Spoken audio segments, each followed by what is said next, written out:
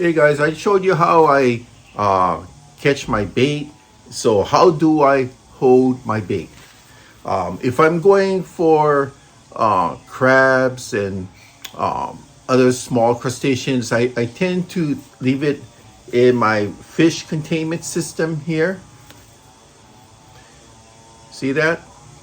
Or if I'm going, just going for small fish, I put it also in my fish containment system.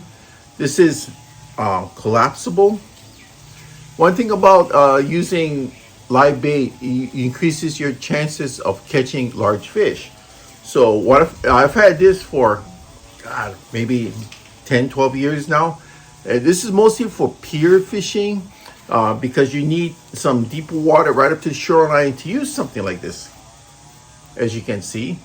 You notice the scales at the bottom in this one, but I, and sometimes when I'm out catching fish for myself, just small pan fish, I'll tend to throw it in here too. So on the top here, you notice that you got your drawstring, so you can close it shut if you want to do that.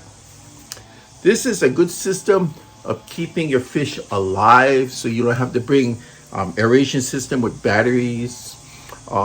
It's collapsible, so it doesn't take up much room at all. So you can put your crabs that you catch in it.